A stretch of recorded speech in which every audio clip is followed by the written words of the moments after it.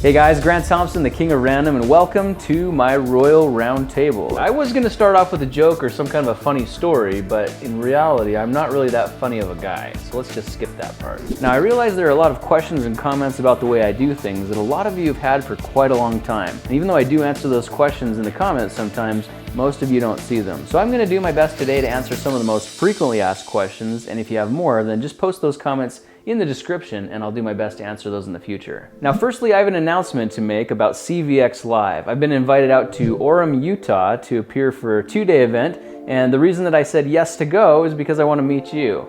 So I just accepted this a couple of days ago, so it's kind of short notice. It's happening this month on March 25th and March 26th. I'll be there on Friday from 3 p.m. to 5 p.m.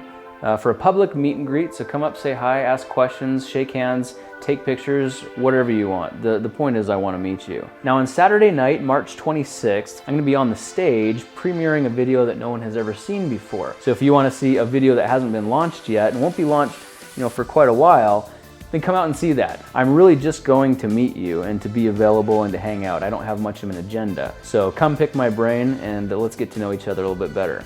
All right, now let's move on to some of the frequently asked questions. These are comments that I see popping up a lot. I see a lot of positive comments and I love that, but I'm specifically gonna address some of the concerns that you have here. And I don't feel like any question is too taboo. If you really have legitimate concerns about the way I'm doing things, I probably have a reason for the way I do it, but I'm happy to talk about it with you. One of the questions I get asked a lot is, why did you change the quick clip music? I'm sick of this new song, I like the old music, and I want it back. Now that's a really good question, and the main reason is because I no longer have a license to use that music. The company that produced that track took it off their website and no longer offer copyright licensing on it. So I don't have the ability to use that track any longer. The other reason is because for over a year, people were actually asking me to change the quick clip music. So I finally tracked down a new track, developed a whole new series, and then made the change, only to find out that the other half of people didn't want it to change. And so we've got that battle of emotions. So I just chose to stick with the new quick clip music and not change it,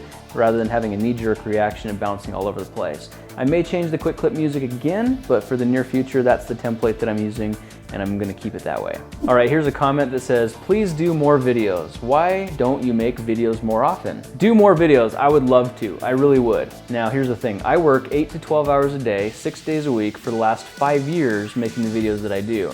And putting them out every 5 days actually stretches me to the max, and that's the fastest I can physically possibly put them out. Producing and editing these videos is actually really time consuming and difficult. And if you'd ever like to know what goes into making a video, King of Random style, I'd be happy to share that with you if it would give you some insight and help give some perspective to why it's so difficult and takes so long to make these videos. I experiment, I prototype, and some videos have 8 to 10 prototypes before I even film them.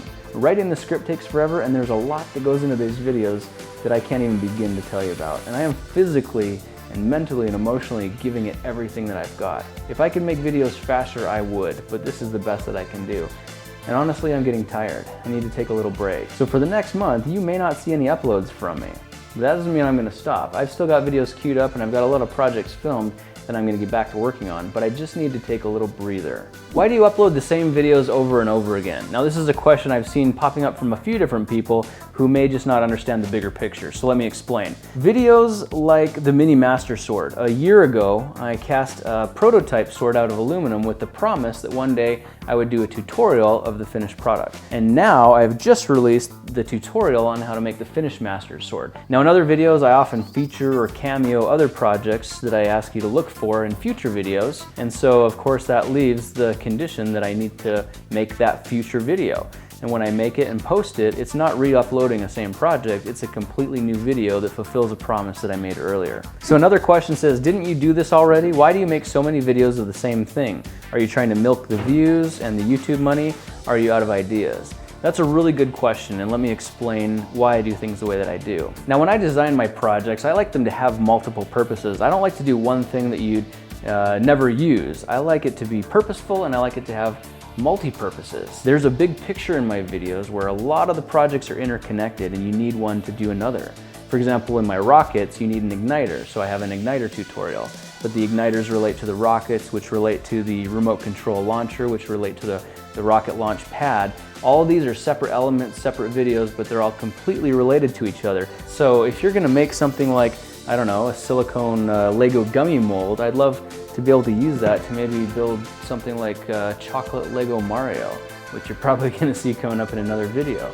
And if you don't have access to food grade silicone, maybe you can use some kind of rubber that you can make yourself. So you see, all these tutorials are completely different, but they are related to each other. You can think of certain videos almost like a series. For example, making the styro slicer, there's a tutorial on how to use it, a tutorial on how to make it. There's also tutorials on projects you can do with it, like the Master Sword, the Styrofoam handgun, and foam fighter jets, to name a few. So all those projects are interrelated and they do reference each other, which I could see looks like uploading the same content and being out of ideas, but that's just part of one mini-series inside of this whole massive realm of videos. And I do tend to run in random phases, and once I leave one phase, I move into another phase.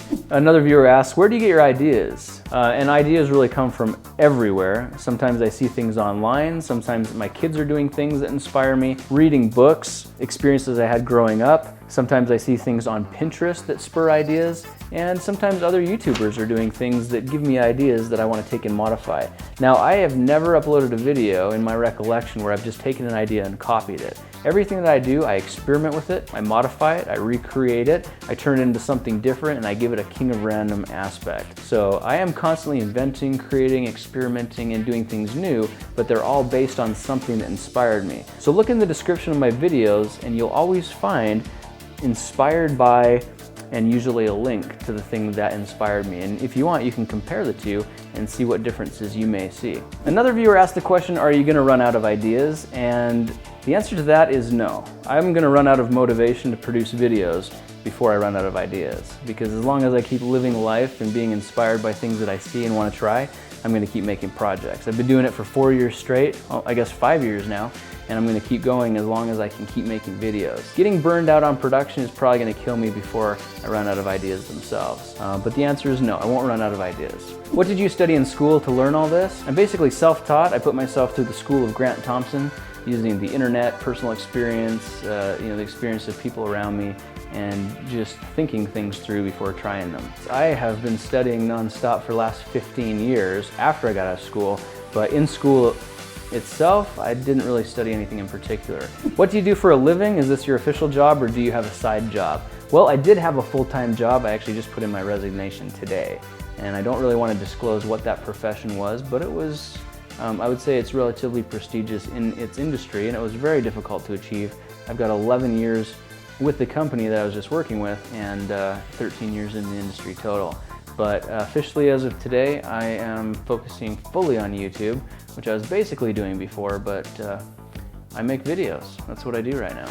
Grant, why don't you use the metric system? And that's a very good question. I get asked this all the time. Now, the metric system is awesome. We all agree. I grew up in Canada using the metric system, so I understand it. But down here in the United States, everything in the stores are sold in imperial measurements. So when I do my tutorials, it doesn't really make sense to do them in metric. Now, if you're having a hard time doing the conversions, just use the Google tool, because Google will give you the answer and make all those conversions very easy for you.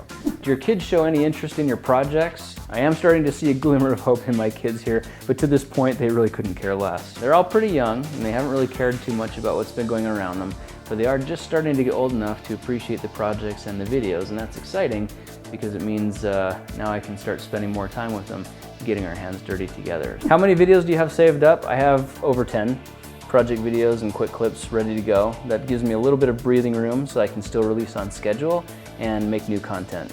But those burn up pretty quickly. Right now I've reduced my schedule to posting every week, so every Tuesday, but I would like to get back on a once every 5-day schedule if possible. I'm just looking for ways to still have a little bit of free time, because I really don't take vacations. I don't have fun, and I need to have a little more fun. I miss the MindBenders. Are you bringing them back? So the MindBender Trivias were just an excuse to give away some cool stuff. I would like to bring those back, but I just focused on project videos for now and getting those done with no distractions. So I will probably bring back MindBenders and giveaways whenever I can fit it in. So look forward to that. Hopefully that answers most, if not all, of your questions for now. I am doing the best I can, and I've always done the best I can to give 110% into all of my videos. My goal is to produce the best quality content based on my own experiences and to be really true and genuine with all the information that I give you. So I hope you feel that. I've had a lot of discouraging comments pop up lately that have really brought me down and hurt my feelings, and frankly made me feel like I just want to quit making videos altogether. but I have pushed through that now.